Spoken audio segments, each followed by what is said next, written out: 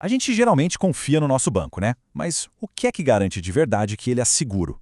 Pois é, nos bastidores do sistema financeiro, uma mudança gigantesca está acontecendo agora e ela está basicamente reescrevendo as regras do jogo. Vamos entender o que é essa mudança e por que ela é tão importante.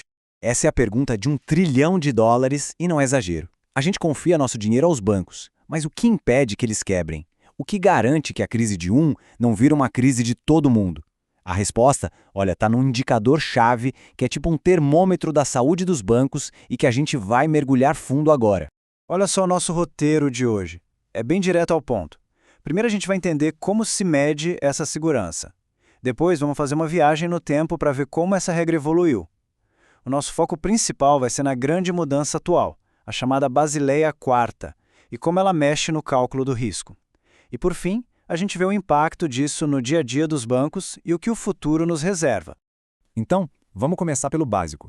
Como é que se mede a segurança de um banco? Existe uma ferramenta, quase um termômetro mesmo, que os reguladores do mundo todo usam para checar a febre do sistema e ver como está a saúde de cada instituição. E essa ferramenta tem nome, é o Índice de Basileia. Pensa nele da seguinte forma: ele basicamente compara o colchão de segurança do banco, ou seja, o capital próprio dele, com o tamanho dos riscos que ele está correndo.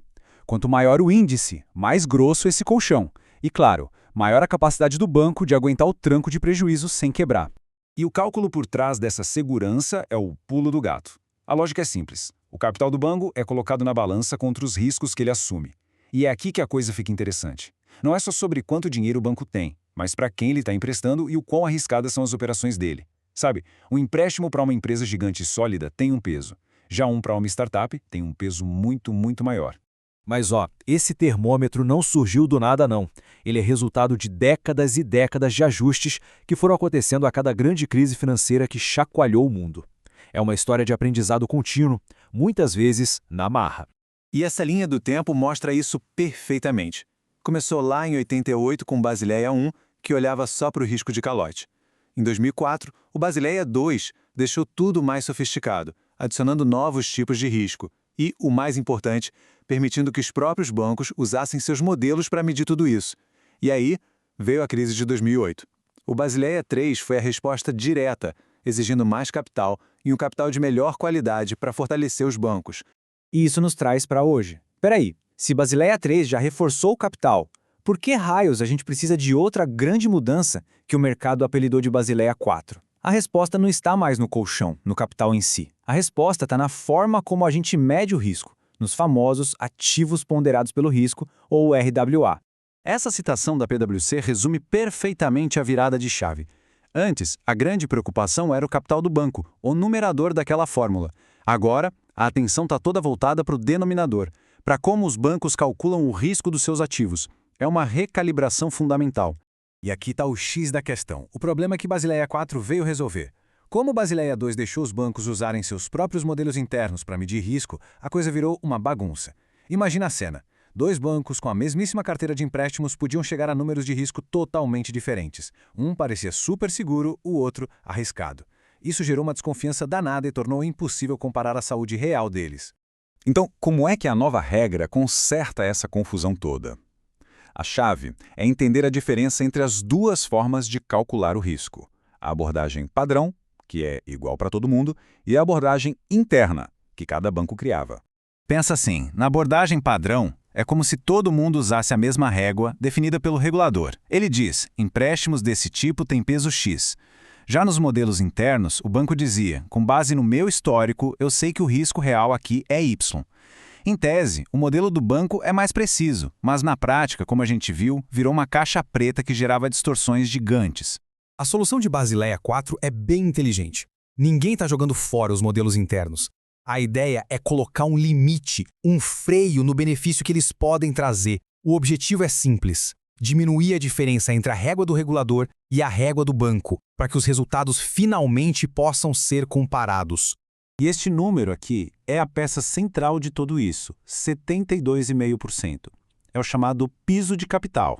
Na prática, ele diz o seguinte: senhor banco, por mais otimista e sofisticado que seja o seu modelo interno, o seu cálculo de risco nunca vai poder ser menor do que 72,5% do cálculo que seria feito pela regra padrão do regulador. Entendeu? Isso cria uma âncora, um limite para a criatividade dos bancos na hora de medir o próprio risco. Ok, entendemos a parte técnica. Mas e aí? O que isso muda na prática? Vamos ver agora como isso mexe com o jogo para os bancos. Porque o impacto vai muito além da área de risco. Ele atinge o coração da estratégia e do modelo de negócio como um todo. Para muitos bancos, principalmente os gigantes, que se beneficiavam muito dos seus modelos internos, a conta é simples. O resultado é um aumento no capital que eles vão precisar manter guardado. E isso, claro, acaba gerando um efeito dominó. Primeiro, as novas regras significam mais capital exigido. Segundo, para conseguir calcular tudo isso, os bancos precisam de uma revolução na tecnologia deles. E terceiro, com mais capital preso em cada operação, eles são forçados a repensar quais produtos ainda valem a pena e qual é o preço justo para cobrar por eles. E olha, o desafio tecnológico aqui é imenso. Os sistemas antigos simplesmente não dão conta. Agora, os bancos precisam ser capazes de calcular o risco de duas formas ao mesmo tempo, pela regra padrão e pela sua regra interna. Isso exige um volume de dados muito maior, uma integração entre áreas que antes mal se falavam e uma capacidade de gerar relatórios muito mais complexos.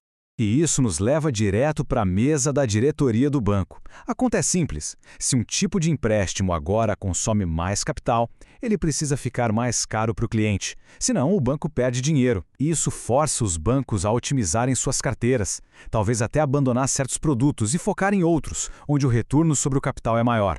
É uma reavaliação estratégica completa do negócio. E com isso a gente chega ao grande dilema que está se desenhando para o futuro do setor. Porque essa nova regulamentação, sem dúvida nenhuma, cria um sistema financeiro mais seguro, mas também coloca uma pressão enorme sobre os bancos.